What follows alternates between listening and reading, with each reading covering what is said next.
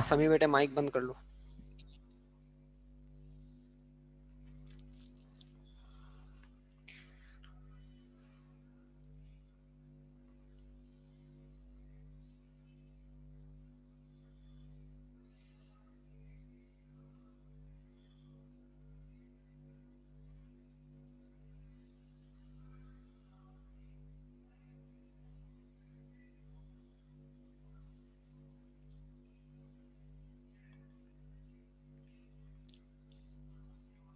बेटे लेक्चर आज मिल जाएगा ना? आज आपको सारे लेक्चर मिल जाएंगे, थर्सडे फ्राइडे और आज सैटरडे।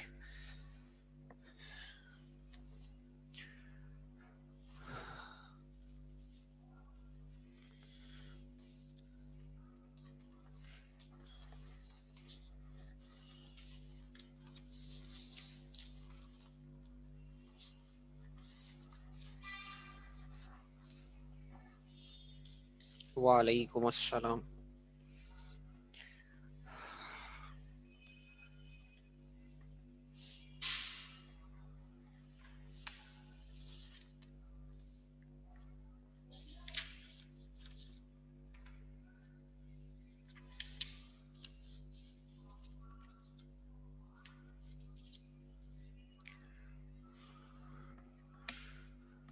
हाँ जी, तो कल हमारी बात हुई थी एटॉमिक नंबर 18 तक, ठीक है जी। आज हम इससे आगे चलते हैं। आज हम बात करेंगे एटॉमिक नंबर 19 और 20 की, और हमारा चैप्टर खत्म हो जाएगा आज। ये चैप्टर खत्म होगा तो इससे मुताल्लिक कुछ एमसीक्यूज की बातें मैं आपको बताऊंगा, और देन फिर मैं जो है वो आपको चैप्टर नंबर 4 पे ले जाऊंगा। अच्छा जी, हम बात करते हैं हम आज एटॉमिक नंबर 19। उससे पहले आपको एक रूल पढ़ाना था। वो रूल कहलाता है ऑक्टेट रूल।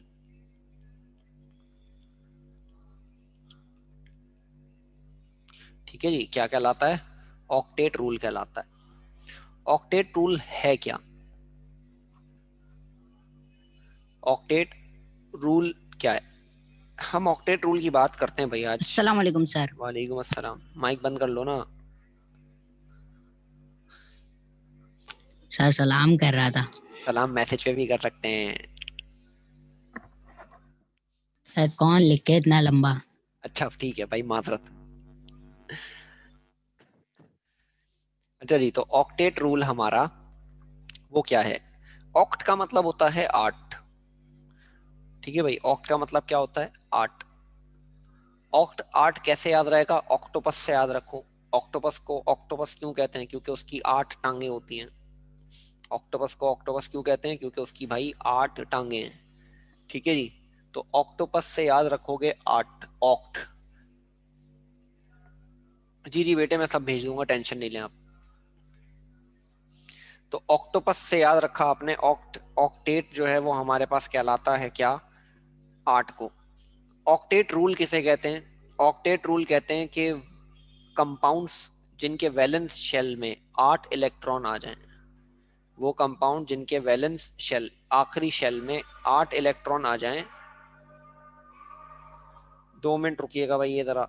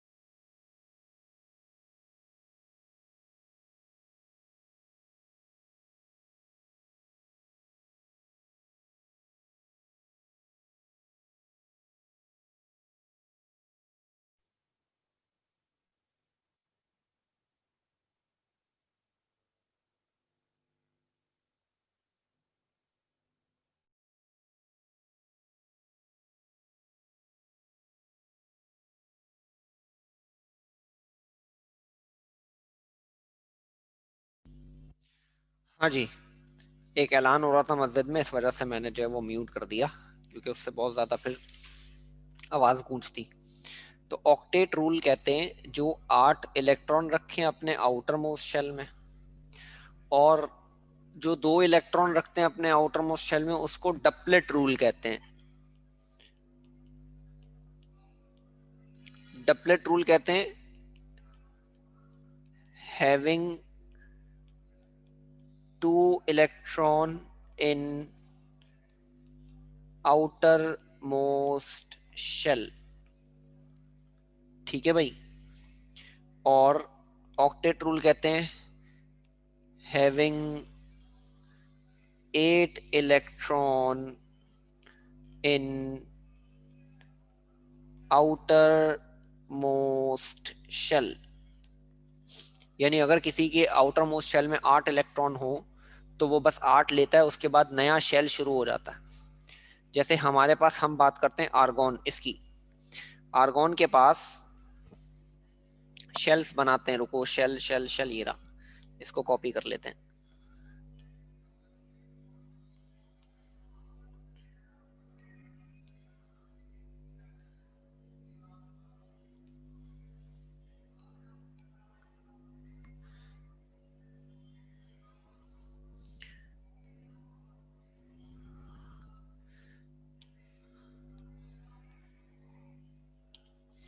हाँ जी, मैंने ये यहाँ पे पेस्ट किया। ये पहला शेल के शेल, ये एल और ये एम। के में 2, एल में 8, फिर एम में भी कितना आने चाहिए? 8। तो 1 2 3 4 5 6 7 और ये 8। तो ये मैंने आर्गॉन का बनाया है। ठीक है जी, ये मैंने किसका बनाया? आर्गॉन का बनाया, कि पहले में 2, दूसरे में 8, तीसरे में भी 8। अब एम शेल में तो 18 इलेक्ट्रॉन आ सकते हैं। एम शेल में कितने इलेक्ट्रॉन आ सकते हैं? 18 इलेक्ट्रॉन आ सकते हैं। मगर क्योंकि उसने ऑक्टेट रूल फॉलो कर लिया, इसने कौन सा रूल फॉलो कर लिया? ऑक्टेट रूल फॉलो कर लिया, यानी 8 इलेक्ट्रॉन हैं उसके आखिरी शेल में। तो अब जो नए इलेक्ट्रॉन आएंगे, अब जो नए इलेक्ट्रॉन आएंगे वो कहाँ आएंगे? अगले शेल में। अब जो नया इलेक्ट्रॉन आएगा वो किस में आएगा? अगले शेल में आएगा। ये डपलेट रूल जो है वो हाइड्रोजन, हीलियम, लिथियम और बेरिलियम, ये 4 एलिमेंट्स हैं जो डपलेट रूल फॉलो करते हैं। मैं भी लिखवा दूंगा। ऑक्टेट रूल बाकी सब फॉलो करते हैं। तो ऑक्टेट रूल क्या है कि जब 8 इलेक्ट्रॉन आ जाएं तो उसके बाद नेक्स्ट शेल में जो है वो फिलिंग होगी। तो अब हम बात करते हैं किसकी? पोटेशियम की। पोटेशियम का एटॉमिक नंबर क्या है? 19। पोटेशियम का एटॉमिक नंबर क्या है? 19। अब मैं बनाता हूं शेल। पहला शेल, दूसरा शेल,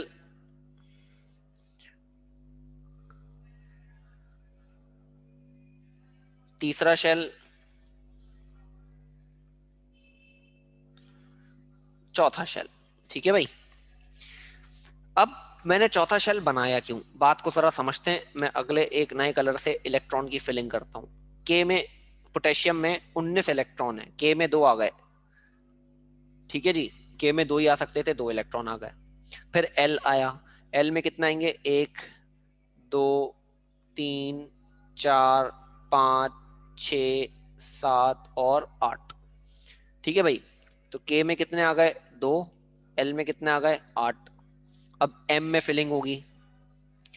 1 2 3 4 5 6 7 8। एम में भी कितने आए? 8।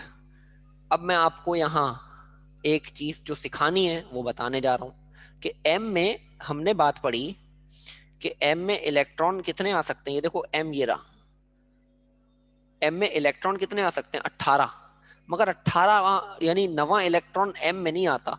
क्योंकि अब यहाँ पर आ जाओ, हम बात करें इसकी, कि मैंने कहा ऑक्टेट रूल फॉलो कर लिया, इसके बाद 8 इलेक्ट्रॉन आ गए। तो अब जो नया इलेक्ट्रॉन जो आएगा वो किस में जाएगा? एन शेल में जाएगा। यानी जो अब 19th इलेक्ट्रॉन है वो किस में जाएगा? एन शेल में जाएगा। ठीक है जी। तो यहाँ कॉन्फ़िगरेशन क्या बनी? के में 2, एल में 8, एम में 8 और एन में 1। अब्दुल अहद, इसलिए क्योंकि एम शेल ने ऑक्टेट रूल फॉलो कर लिया। ठीक है, जब इसके पास 8 इलेक्ट्रॉन आ गए, हाँ हाँ आएंगे, अभी और भी आएंगे, बाद में आएंगे। जब इसमें 8 आ गए फिर उसके पिछले वाले में भी 8 आएंगे, उसके बाद दोबारा फिलिंग एम के अंदर होती है। यही सबसे बड़ी बात समझने की है केमिस्ट्री के अंदर। ठीक है जी, मैं दोबारा रिपीट कर रहा हूँ बेटे बात कि यहाँ मसला क्या है। मैंने इसीलिए ये बात कल रिपीट नहीं करी थी क्योंकि क्लास का वक्त खत्म होने वाला था। एक बार और बता रहा हूँ कि होता क्या है। देखो किसी भी एलिमेंट के अंदर अगर 8 इलेक्ट्रॉन आ जाए ना, आउटर मोस्ट शेल में कितने इलेक्ट्रॉन आ जाए, 8 इलेक्ट्रॉन आ जाए, तो वो स्टेबल हो जाता है।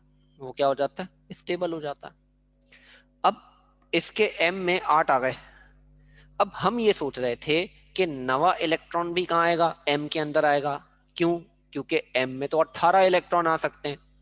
आप भी सही सोच रहे हो, मैं भी यही सोच रहा हूँ कि भाई एम में तो 18 इलेक्ट्रॉन आ सकते हैं, तो नवा इलेक्ट्रॉन भी एम में ही आना चाहिए। मगर एम 8 इलेक्ट्रॉन लेकर स्टेबल हो गया। एम 8 इलेक्ट्रॉन लेकर स्टेबल हो गया, उसने बोला भाई अब मुझे मजीद इलेक्ट्रॉन नहीं चाहिए। तो इसीलिए अगला इलेक्ट्रॉन किस में चला गया, अगले शेल में चला गया। ठीक है, अब जब अगला शेल 8 ले लेगा ना, तो वो बोलेगा भाई मुझे तो नहीं लेने, फिर मजबूरन एम अपने पास मजीद 10 इलेक्ट्रॉन लेगा। ठीक है भाई, इस तरह से ये फिलिंग होती है। क्लियर है? तो हमेशा जो है वो फिलिंग इसी तरह से होगी, जबकि दो ही में, दो के बाद दोबारा पीछे पलट के आएगा वो। ठीक है, तो के में हमारे पास क्या होगा भाई, जब इलेक्ट्रॉन 8 हो गए, आउटर मोस्ट शेल में 8 इलेक्ट्रॉन हो गए ना, ये कॉन्फ़िगरेशन ये बात बता रही है ना कि एम में 8 हो गए, स्टेबल हो गया। एम में 7 होते तो स्टेबल नहीं होता। जैसे मैं इसकी बात करूं कि क्लोरीन है, क्लोरीन के एम में कितने, 7 इलेक्ट्रॉन है, इसका मतलब ये स्टेबल नहीं है। ठीक है भाई, एम में 7 इलेक्ट्रॉन है, इसका मतलब ये स्टेबल नहीं है। इसके पास एम में 8 इलेक्ट्रॉन है, इसका मतलब ये स्टेबल है।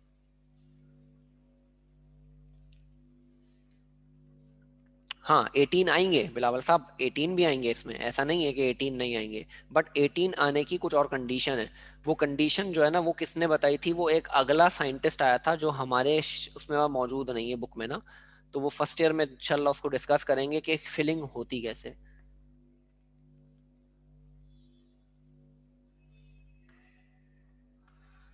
8 के बाद इलेक्ट्रॉन स्टेबल होगा, बिल्कुल होगा भाई, मना नहीं है स्टेबल होने के लिए, बट 8 पे स्टेबल हो गया, अब वो 8 के बाद ना 18वें पे स्टेबल होगा।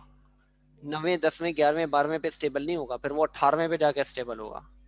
तो या तो कोई एक साथ 10 सर ये इलेक्ट्रॉन दे दे। आप जी सर ये आप बोलेंगे ऑक्टेट रूल फॉलो करो या नहीं करो, हाँ बिल्कुल। मतलब कि तो सर अगर ये हम डुप्लेट में तो बहुत सारे बनेंगे शेल्स। डपलेट में तो सिर्फ 4 ही एलिमेंट है जो डपलेट रूल फॉलो करते हैं। डपलेट रूल जो है वो सिर्फ कौन कौन, हाइड्रोजन, हीलियम, ये दो जो हैं वो तो फॉलो करते ही करते हैं। दो और एलिमेंट है लिथियम और बेरिलियम, ये भी डपलेट रूल फॉलो करते हैं। भाई ये 4 हैं तो जो सर लेकिन सर सेलेक्टिव करते हैं, सेलेक्टिव करते हैं। हाँ सेलेक्टिव है, बिल्कुल सेलेक्टिव है। मैं इसकी बात करता हूँ, हाइड्रोजन मैंने बनाया था ना ऊपर, तो आ जाओ हाइड्रोजन पे आ जाते हैं हम। लेकिन सर पहले शेल में तो हमेशा 2 इलेक्ट्रॉन्स ही होते हैं हर तब एलिमेंट के। हाँ, तो वो पहला शेल आउटर मोस्ट शेल, देखो मैंने क्या बात लिखी, मैंने लिखी outer most shell. Outer most shell पहले समझ लो किसे कहते हैं। देखो मैंने यहाँ टर्म क्या लिखा है, outer most shell. Outer most shell आखिरी शेल को कहते हैं। बात ये आउटर है मोस्ट शेल ना किसे कि कहते हैं इसका क्वेश्चन क्या आएगा हमारे पास। भाई, क्वेश्चन आएगा फॉर एग्जांपल कि एटॉमिक नंबर 19 है, आप कॉन्फ़िगरेशन लिखो, आपने लिखना होगा के में 2, एल में 8, एम में 8, एन में 1। और ऊपर अगर में ये ऊपर लिखना वाले आए होगा, तो फिर क्या। ऊपर वाले आए तो ऊपर वाले की तो टेंशन ही नहीं है ना, एम में 8 तक तो आना ही था। मसला 19वें पे आया कि 19वें में हम ये सोच रहे थे कि एम में 9 होने चाहिए, है ना, हम ये सोच अगर रहे थे। इसका क्वेश्चन आएगा तो ऑक्टेल रूल वो मेंशन कर देंगे ना नहीं नहीं, हमें मेंशन नहीं करना होगा, आपके पास एटॉमिक कि नंबर 19 इसके आ अंदर गया। ये या यहीं तक ये वाला इंस्ट्रक्शन आएगा। आपके पास एटॉमिक नंबर 19 आ गया, आपके जहन में खुद ये बात आनी चाहिए कि भाई यहाँ पर ऑक्टेट रूल वाली बात अप्लाई होगी कि भाई यहाँ 8 इलेक्ट्रॉन आएंगे एम में, और फिर नया इलेक्ट्रॉन कहाँ जाएगा, एन के अंदर जाएगा। अच्छा ठीक है सर। ठीक है, तो 19 और 20 ये दो ऐसी एक्सेप्शन है जिसमें एम में 8 8 के बाद फिर एन में 1 और 2 आते हैं। अच्छा, अब ओके आपका सर। जो जी, अब एक और सवाल आया था, आउटर मोस्ट शेल वाली बात मैं समझा रहा था कि आउटर मोस्ट शेल भाई हम आखिरी शेल को कहते हैं। ठीक है, आउटर मोस्ट शेल किसको कहते हैं, हम आखिरी शेल को कहते हैं। अब आखिरी शेल सबका आखिरी वाला ही होगा ना भाई। अब जैसे हीलियम है, कहाँ गया, ये रहा, हीलियम। हीलियम का आखिरी शेल कौन है?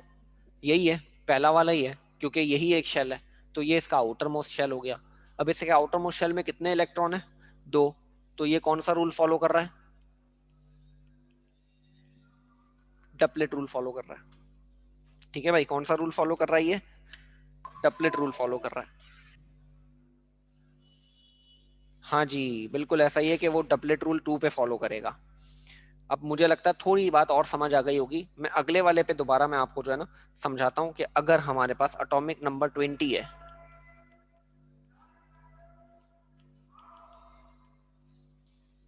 एटॉमिक नंबर 20, अब हम ये सोच रहे हैं, हमारी जो सोच है वो ये है कि K में 2, L में 8, M में 10, हम ये सोच रहे हैं, मैंने भी ये सोचा, मगर ऐसा नहीं है। ऐसा क्यों नहीं है? क्योंकि ऑक्टेट रूल फॉलो होगा। M में कितने आ गए? 8। अब N में और कितने सर आएंगे? उसमें 2। 2। ठीक है भाई, इसकी कॉन्फ़िगरेशन ये बनेगी।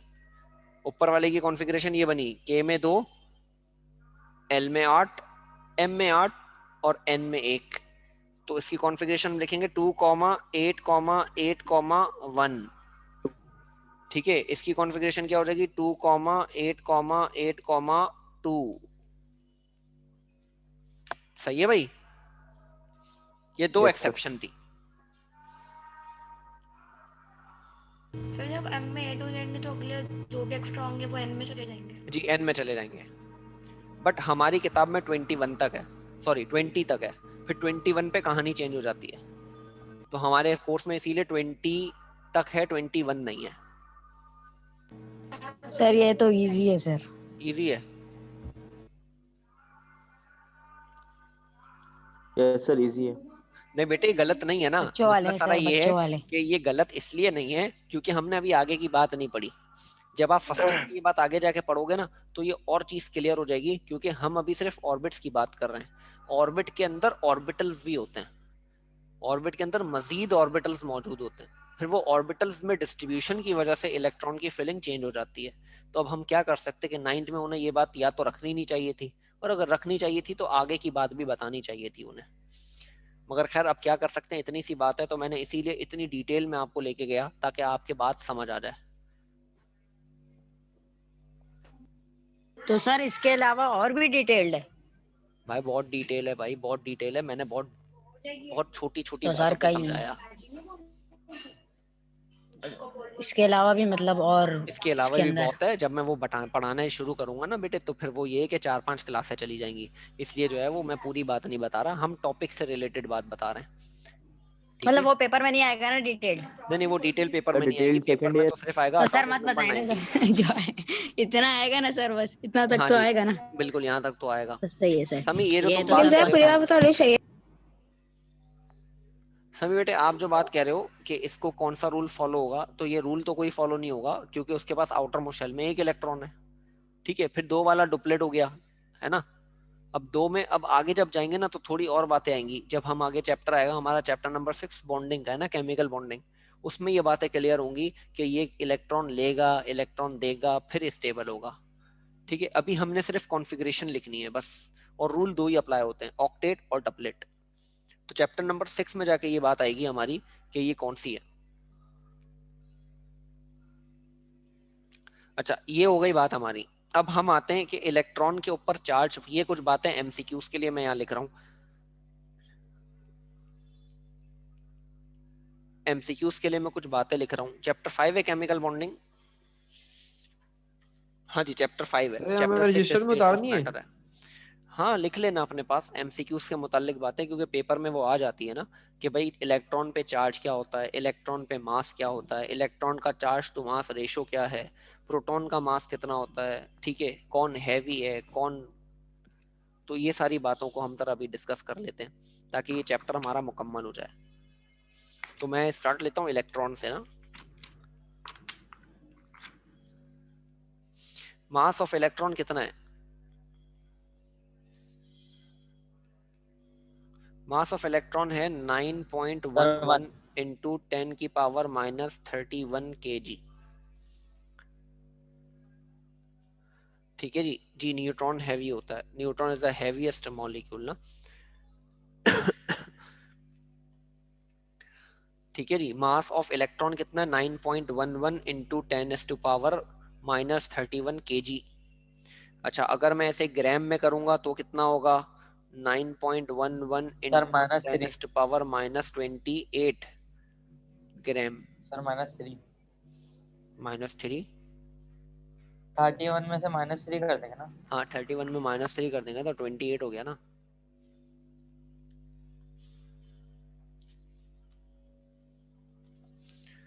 ठीक है भाई। एक और है, हम कहते हैं कि electron is 1/1836 of proton. Electron जो है ना प्रोटॉन का 1/1836 के बराबर है, यानी 1836 प्रोटॉन होंगे ना, 1836 प्रोटॉन का मास मिला दूं ना, सॉरी 1836 इलेक्ट्रॉन मिलाऊंगा ना तो एक प्रोटॉन बनेगा। 1836 इलेक्ट्रॉन मिलाऊंगा तो एक प्रोटॉन का मास बनेगा। तो इसीलिए हम कहते हैं कि इलेक्ट्रॉन जो है वो 1/1836 टाइम्स होता है किसका, प्रोटॉन का। सही है। तो ये मास ऑफ इलेक्ट्रॉन आ गया। तो तीन चीजें एमसीक्यूज में, तीनों में से कोई भी एक बात लिखी हुई आ सकती है। अच्छा ज्यादातर कौन सी बात आती है वो मैं हाईलाइट कर देता हूँ, वो है ये ग्राम वाली 9.11 इंटू 10⁻⁻28। ये -3 कैसे हुआ? जी सर ये आपने इसमें एक स्टेप नहीं लिखा है ना सर, वो पहले क्या कहते हैं अलग करते हैं उसको, फिर उसके बाद माइनस करते हैं। हाँ हाँ, मैंने एक स्टेप नहीं लिखा ना, मैंने तो एक साथ हाँ ही सर लिखा। वही बोल रहा हूँ मुझे तो वैल्यू याद सर करानी है वाला। ना आपको, मुझे तो वैल्यू याद करानी थी ना भाई। अच्छा जी, चार्ज की बात करें इलेक्ट्रॉन के,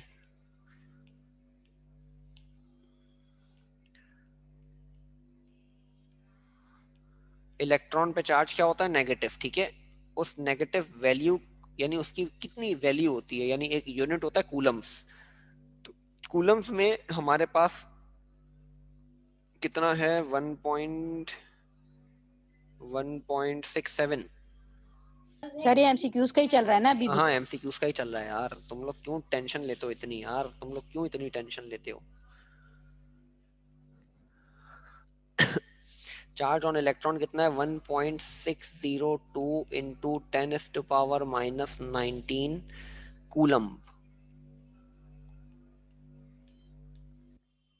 ठीक है भाई, कूलम्स में होता है हमारे पास चार्ज किसका,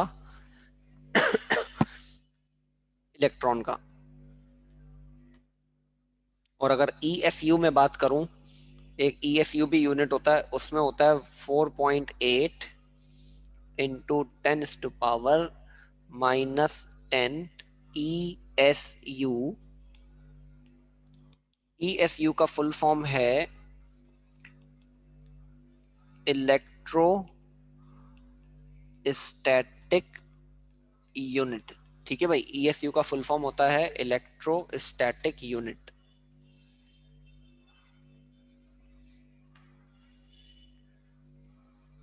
आगे चलूं भाई।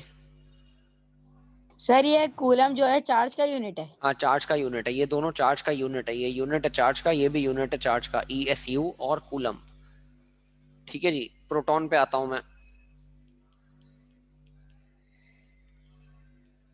अच्छा ये वैल्यू माइनस में होनी चाहिए, क्योंकि इलेक्ट्रॉन पे नेगेटिव चार्ज होता है ना, इसीलिए ये वैल्यू माइनस में होती है। प्रोटॉन पे भाई मास क्या है प्रोटॉन का,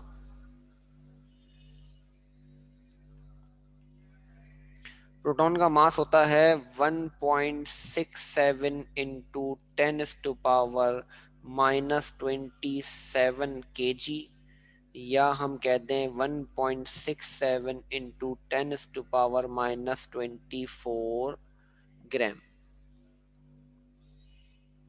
हाँ जी, ये सिर्फ इस चैप्टर के MCQs हैं। -24 ग्राम किसकी पावर है?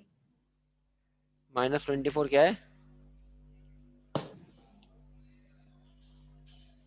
सर इसमें से भी सर है ना प्रोटॉन पे सर। भी नेगेटिव चार्ज होता है? प्रोटॉन पे पॉजिटिव चार्ज होता है, प्रोटॉन पे आपकी पॉजिटिव चार्ज होता है, इलेक्ट्रॉन पे नेगेटिव चार्ज होता है। तो सर आपकी वैल्यू तो माइनस में आ रही है। हाँ तभी मैंने माइनस लगाया ना। आप कौन से इस माइनस की बात कर रहे हो, -27? Sir yes sir. नहीं तो मास के ऊपर देखो, एक्सपोनेंट पे जो माइनस का साइन है ना, वो ये चीज शो थोड़ी करता है कि इस पे माइनस चार्ज है कि प्लस चार्ज है। अच्छा हाँ जी, माइनस पहले लगाओ, जैसे यहाँ माइनस पहले लगा हुआ है ना, या ये माइनस शो करेगा कि नेगेटिव चार्ज है। तो सर आपने इलेक्ट्रॉन के ऊपर तो पीछे चार्ज नहीं लगाया नेगेटिव का, इलेक्ट्रॉन पे कहाँ नहीं लगाया चार्ज मैंने नेगेटिव का? 9 के पीछे। भाई मास कभी भी नेगेटिव नहीं हो सकता, ये बात याद रखना। मैं तुम्हें ये तो नहीं कह सकता कि यार बिलावल का मास जो है वो -28 kg है, हो सकता है क्या? नहीं प्लस है ना, मैं तो कहूंगा तो सर तो +28। खैर इलेक्ट्रॉन के 28 अंदर तो है गलती से ना। बोल दिया मैंने, बट एक एग्जाम्पल के देने के तौर पे कि भाई हमेशा मास प्लस में होगा।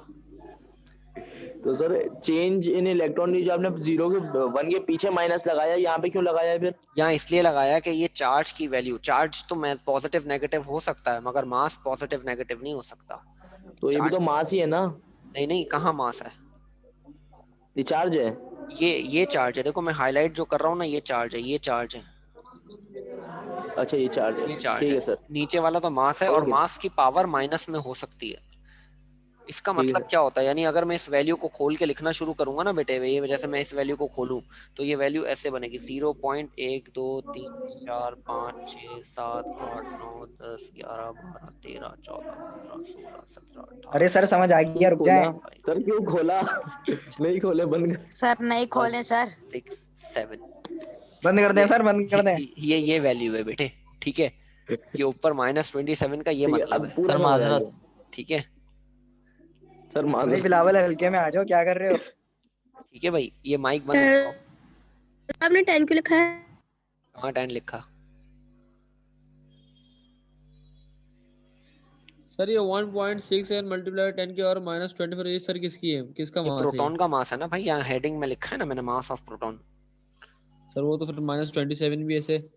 -27 kg में और -24 ग्राम में। सही है, मास ऑफ प्रोटॉन ग्राम, सही है चार्ज सर। ऑफ प्रोटॉन जो है वो सेम होता है इलेक्ट्रॉन के, बट ऊपर वो नेगेटिव में, नीचे वाला किस में होगा? पॉजिटिव में होगा। तो चार्ज सही है of proton, charge on proton जो है वो सेम है, यानी प्लस में हो जाएगा 1.602 इंटू 10⁻⁻19 कूलम्स, या हम कहते हैं +4.8 इंटू 10⁻⁻10 ESU। ठीक है, हाँ समी बिल्कुल -3 लगा देते हैं। सर ESU और कोलंबस जो है ये सेम है। हाँ ये सेम नहीं है, खैर चार्ज का यूनिट है, चार्ज का यूनिट कूलम्स भी होता है और ESU भी होता है। अच्छा ठीक है, ज्यादातर कूलम वाला पूछा जाता है, ज्यादातर ये आता है। Okay sir. ठीक है भाई। अच्छा, ठीक है प्रोटॉन सर। का मास कितना होता है, वो न्यूट्रॉन का मास कितना होता है भाई?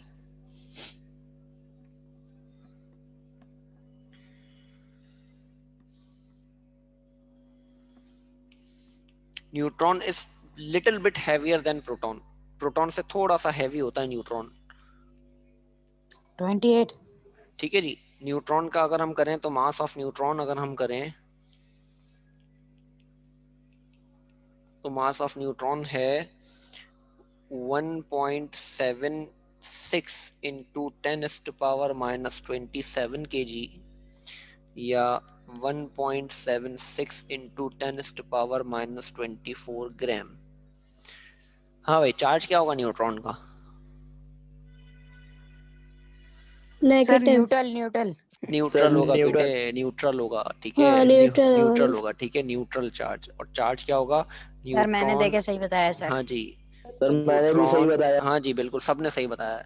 न्यूट्रॉन्स आर कल सर आपको इनाम देंगे। न्यूट्रल। ठीक है भाई, न्यूट्रॉन्स क्या होते हैं भाई? न्यूट्रल होते हैं, इस पे कोई चार्ज नहीं होता। क्लियर है भाई यहाँ तक बात? ये बात थी एमसीक्यूज के लिए, कि एमसीक्यूज में Yes, अगर sir. अब आपसे कोई पूछ ले, मैंने देखो यहाँ बातें लिखी है ना, ये इलेक्ट्रॉन, प्रोटॉन और न्यूट्रॉन, अब बताओ इन तीनों में सबसे ज्यादा वजनी कौन है? Sir sir neutron. बिलावल।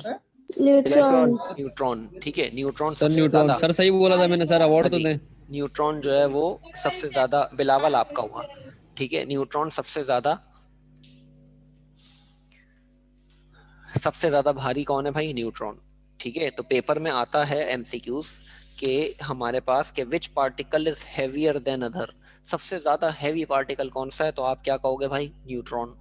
ठीक है, सबसे ज्यादा सर लाइटेस्ट। एमसीक्यूज, सर अगर एमसीक्यूज के ऑप्शन में न्यूट्रॉन और अल्फा पार्टिकल्स दोनों आ जाएं तो किस पे टिक तो बेटा लगाएं अल्फा हम? पार्टिकल तो है ना, वो प्रोटॉन्स होते हैं ना अल्फा पार्टिकल, तो आपका न्यूट्रॉन होगा जवाब।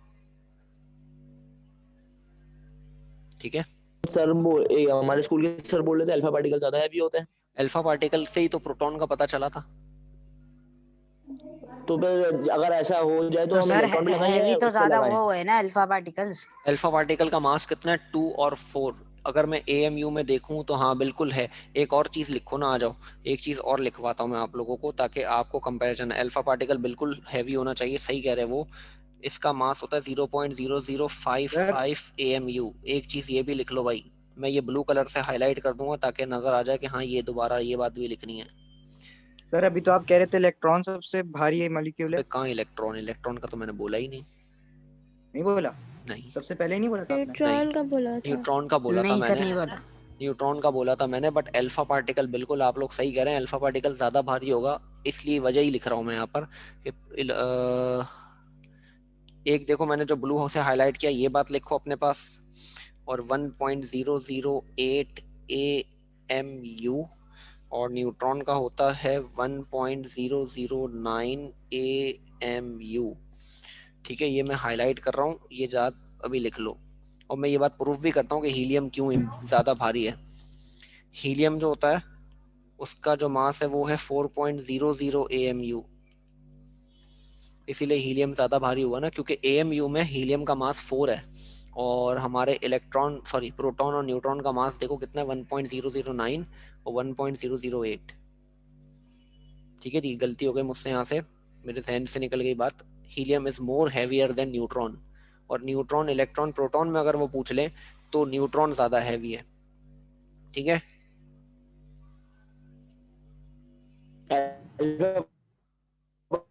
हीलियम को अल्फा पार्टिकल कहते हैं। ठीक है, ठीक है, हीलियम को अल्फा पार्टिकल तो कहते ज्यादा हैं। हम न्यूट्रॉन पे मार्क करें ना, अगर ऐसा क्वेश्चन आ जाए हमारे पास एमसीक्यूज में। एमसीक्यूज में अगर आ जाए आपके पास के ऑप्शन में 4 ऑप्शन है, इलेक्ट्रॉन प्रोटॉन न्यूट्रॉन और अल्फा, तो अल्फा ऑप्शन यस सर। होगा। ठीक है, अगर अल्फा नहीं है, फॉर एग्जांपल कोई और नाम दे दिया, इलेक्ट्रॉन प्रोटॉन न्यूट्रॉन, तो न्यूट्रॉन हो जाएगा। ठीक है, तो अल्फा पार्टिकल होगा ये। अल्फा पार्टिकल को हम क्या कहते हैं, हीलियम कहते हैं। इसका मास इतना है 4.00 AMU। सर जरा ऊपर कर दिया, स्क्रीनशॉट लेने में। भाई मैं अभी भेज दूंगा ना, मैं अभी पूरी फाइल भेज दूंगा। ठीक है जी बेटे, बस क्लास खत्म होने वाली है 3-4 मिनट में। ये जूम वालों ने फिर से 40 मिनट का मसला हल ले आए ना, तो वो खुद ही खत्म हो जाएगी, आप लोग चले जाइएगा। ठीक है, तो जो बात चल रही है उसको तो मुकम्मल कर लेना। अच्छा जी, वो पूछ ले भाई कि किस पे नेगेटिव चार्ज है, तो आपको ये बात पता हो, इलेक्ट्रॉन नेगेटिव होता है, प्रोटॉन पॉजिटिव होता है, और न्यूट्रॉन जो है वो न्यूट्रल होता है। ठीक है, इसके अलावा mass of electron, mass of proton, और न्यूक्लियस में क्या क्या चीजें होती हैं भाई, एक न्यूक्लियस में, किसी भी एटम के न्यूक्लियस में क्या क्या चीजें होती हैं?